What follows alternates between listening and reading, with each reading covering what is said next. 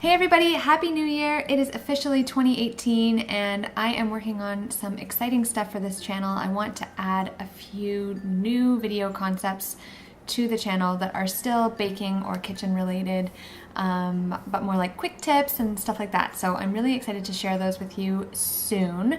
I'm just sort of working on what kind of schedule works best for me. So stay tuned for those types of things, and if you have any ideas for me, please leave them in the comments below because I would love to hear them. It is the new year, and I always have this thought before Christmas that January is such an exciting month because you just feel, rested and ready to take on the year. But after Christmas, and especially after New Year's Eve, I always feel run down, tired, demotivated. I don't know what it is. I'm still getting out of that funk.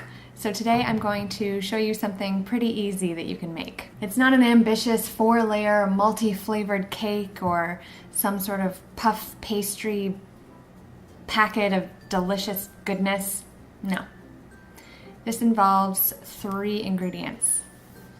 Oreo cookies, chocolate of some kind, milk, dark, semi-sweet, up to you, and optional, sprinkles or some sort of topping. This is not a revolutionary recipe, and I'm sure some of you are like, why are you even showing us how to do this? But I had never tried it before. I had seen it in little candy shops, and I've even purchased these things before, probably for way too much money.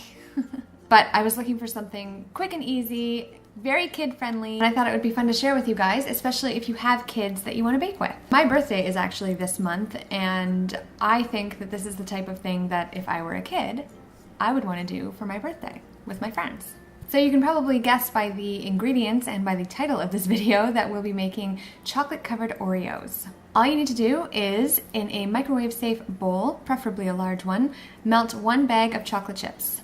I found that microwaving in 4 20-second increments worked perfectly fine, followed by a quick stir to make sure that all of the chocolate chips were melted. In another small bowl, add your sprinkles if you're using them. This is where you can really customize your Oreos. If you want sprinkles, go ahead. I think they look adorable. But you can use coconut shavings, you can use small candies, you can take another type of chocolate and drizzle it over top. Whatever you want to do. I really like these customizable recipes. So now that you have your bowl of melted chocolate and your bowl of sprinkles, or alternative topping, grab an Oreo and place it in the melted chocolate. If you find that your chocolate is too thick, you can add about a tablespoon of melted butter to it, and it will thin out a little bit. You just don't want to add too much because you don't want it to be very runny. Coat the Oreo and allow any of the excess chocolate to drip back into the bowl. Then place your chocolate-dipped Oreo into your coating, in this case, sprinkles, and ensure the entire cookie is covered.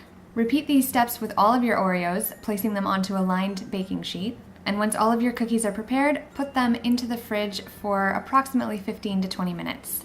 Don't they look so cute? Once they're out of the fridge, they can be put into an airtight container for up to 2 weeks, if you can keep them for that long. And that's how you make a really fun, really delicious chocolate-covered Oreo. I really hope you enjoyed this video. Give it a thumbs up if you did, and again, let me know in the comments if you have any cool recipes that you want me to try on this channel. I hope the start of your 2018 was a little more motivating than mine. Making this video is definitely helping. So thank you for watching, and happy baking!